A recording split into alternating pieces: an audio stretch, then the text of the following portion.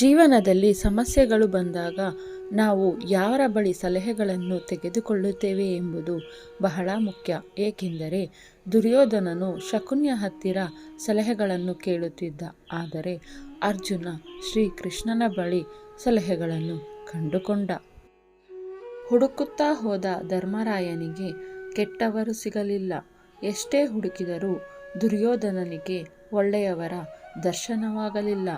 ನೋಡುವ ದೃಷ್ಟಿ ನಮ್ಮ ವ್ಯಕ್ತಿತ್ವವನ್ನು ರೂಪಿಸುತ್ತದೆ. ಎಷ್ಟೇ ಚೆನ್ನಾಗಿ ಗಾಡಿ ಎಳೆದರೂ ಕುದುರೆಗೆ ಚಾಟಿ ಏಟು ತಪ್ಪಿದ್ದಲ್ಲ. ಎಷ್ಟೇ ರುಚಿಕರವಾದ ಹಣ್ಣುಗಳನ್ನು ಕೊಟ್ಟರೂ ಮರಗಳಿಗೆ ಕಲ್ಲಿನ ಏಟು ತಪ್ಪಿದ್ದಲ್ಲ. ಹಾಗೆಯೇ ನೀ ಎಷ್ಟೇ ಶ್ರೇಷ್ಠ ವ್ಯಕ್ತಿಯಾಗಿ ಬೆಳೆದರೂ ನಿನಗೆ ಕೆಲವರ ವಿಮರ್ಶೆ ತಪ್ಪಿದ್ದಲ್ಲ. ನಂಬಿ ಬದುಕುವುದು ಬೇರೆ, ನಂಬಿಸುತ್ತಾ ಬದುಕುವುದು ಬೇರೆ. ನಂಬಿ ಬದುಕುವುದರಲ್ಲಿ ಭಕ್ತಿ, ಪ್ರೀತಿ, ಗೌರವ ಇರುತ್ತದೆ. ನಂಬಿಸುತ್ತಾ ಬದುಕುವುದರಲ್ಲಿ ಸ್ವಾರ್ಥ, ಮೋಸ ತುಂಬಿರುತ್ತದೆ. ಕಣ್ಣಿಗೆ ಕಾಣುವುದೆಲ್ಲ ಸತ್ಯವಲ್ಲ. ಕೋಪದಲ್ಲಿ ಮಾತನಾಡುವವರೆಲ್ಲ ಕೆಟ್ಟವರಲ್ಲ. ನಗುತ್ತಾ ನಿನ್ನನ್ನು ಹೊಗಳುವವರೆಲ್ಲ ನಿನ್ನ ಹಿತೈಷಿಗಳಲ್ಲ. ಕ್ಷಮಿಸು ಎಂಬ ಶಬ್ದ ತಪ್ಪು ಮಾಡಿದಾಗ ಬಳಸಬಹುದೇ ಹೊರತು ನಂಬಿಕೆ ದ್ರೋಹ ಮಾಡಿದ ಸಂದರ್ಭದಲ್ಲಿ ಅಲ್ಲ. ಜೀವನ ಇರುವುದು ಎರಡೇ ದಿನ. ಒಂದು ನಿನ್ನ ಪರವಾದ ದಿನ, ಮತ್ತೊಂದು ನಿನ್ನ ವಿರುದ್ಧದ ದಿನ. ಪರವಾದ ದಿನದಲ್ಲಿ ಅಹಂಕಾರ ತೋರಿಸಬೇಡ. ವಿರುದ್ಧವಾದ ದಿನದಲ್ಲಿ ತಾಳ್ಮೆ ಕಳೆದುಕೊಳ್ಳಬೇಡ. ನಿನ್ನ ತಪ್ಪು ಇಲ್ಲದ ಕಡೆ ತಲೆಬಾಗಿಸಬೇಡ. ನಂಬಿಕೆ ಇಲ್ಲದ ಕಡೆ ವಾದ ಮಾಡಬೇಡ. ವಾದವಿರುವ ಮಾತಿಗಿಂತ ಸ್ವಾದವಿರುವ ಮೌನವೇ ಉತ್ತಮ. ನಿನ್ನ ಪರಿಸ್ಥಿತಿ ಕೆಟ್ಟಿರುವಾಗ ಸಮಯ ಮತ್ತು ದೇವರನ್ನು ಬಲವಾಗಿ ನಂಬು. ಏಕೆಂದರೆ ಸಮಯಕ್ಕೆ ಕಲ್ಲಿದ್ದಲನ್ನು ವಜ್ರವನ್ನಾಗಿ ಪರಿವರ್ತಿಸುವ ಶಕ್ತಿ ಇದೆ. ಹಾಗೆಯೇ ನಿನ್ನ ಧರ್ಮ ಕರ್ಮಗಳ ಸಮತೋಲನದ ಆಧಾರದ ಮೇಲೆ ಪರಮಾತ್ಮನಿಗೆ ಭಿಕ್ಷುಕನನ್ನು ರಾಜನನ್ನಾಗಿಸುವ ಸಾಮರ್ಥ್ಯವಿದೆ. ಬದುಕುವುದಕ್ಕಾಗಿ ದುಡಿಯುವುದು ಅನಿವಾರ್ಯ. ಹಾಗೆಂದು ಫಲದ ಮೇಲೆ ಕಣ್ಣಿಟ್ಟು ಕೆಲಸ ಮಾಡಿದರೆ ನಿರಾಸೆ ಹೆಚ್ಚು. ನಿನ್ನ ಕೆಲಸವನ್ನು ಪ್ರೀತಿಯಿಂದ ಶ್ರದ್ಧೆಯಿಂದ ಮಾಡಿದರೆ ಫಲ ಇಂದಲ್ಲ ನಾಳೆ ದೊರಕಿಯೇ ದೊರಕುತ್ತದೆ. ನಮ್ಮ ಬದುಕೇ ಒಂದು ಹೋರಾಟ.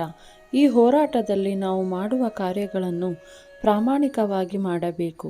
ಏನು ಆಗಬೇಕೋ ಅದು ಆಗೇ ತೀರುತ್ತದೆ. ಅದನ್ನು ತಡೆಯಲು ಯಾರಿಂದಲೂ ಸಾಧ್ಯವಿಲ್ಲ. ಅರಮನೆಯು ಹಾಳಾದರೆ ಅದು ಪಾಳುಮನೆ ಎನಿಸಿಕೊಳ್ಳುತ್ತದೆ. ಆದರೆ ದೇವಾಲಯ ಎಷ್ಟೇ ಹಾಳಾದರೂ ಅದು ದೇವಾಲಯವೆಂದೇ ಕರೆಸಿಕೊಳ್ಳುತ್ತದೆ. ನಿಮ್ಮ ಜೀವನವನ್ನು ಅರಮನೆಯನ್ನಾಗಿ ಮಾಡಿಕೊಳ್ಳುವುದೋ ಅಥವಾ ದೇವಾಲಯವನ್ನಾಗಿ ರೂಪಿಸಿಕೊಳ್ಳುವುದೋ ನಿಮ್ಮ ಕೈಯಲ್ಲಿದೆ. ನೀನು ಯಾವುದೇ ಕಾರಣಕ್ಕೂ ಸೇಡು ತೀರಿಸಿಕೊಳ್ಳುವ ಅವಶ್ಯಕತೆ ಇಲ್ಲ. ಕೇವಲ ಒಂದು ಹೆಜ್ಜೆ ಹಿಂದಿಟ್ಟು ಕಾದು ನೋಡು. ನಿನ್ನನ್ನು ನೋವಿನಿಂದ ನರಳುವಂತೆ ಮಾಡಿದವರು ಕ್ರಮೇಣ ತಮ್ಮನ್ನು ತಾವೇ ನೋವಿನಿಂದ ನರಳಿಸಿಕೊಳ್ಳುತ್ತಾರೆ. ನೀನು ಅದೃಷ್ಟಶಾಲಿಯಾದರೆ ಇದನ್ನೆಲ್ಲ ಖಂಡಿತವಾಗಿಯೂ ನೋಡುವೆ. ಆಗಿ ಹೋಗಿರುವುದನ್ನು ಸರಿಪಡಿಸಲು ಪ್ರಯತ್ನಿಸಿ ಸಮಯ ವ್ಯರ್ಥ ಮಾಡಬೇಡ.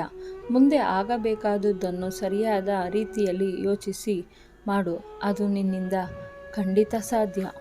ಬೇರೆಯವರಿಗೆ ಏನನ್ನಾದರೂ ನೀಡುವ ಮೊದಲು 100 ಬಾರಿ ಯೋಚಿಸಿ. ಏಕೆಂದರೆ ಅದು 100 ಪಟ್ಟಾಗಿ ಮರಳುತ್ತದೆ.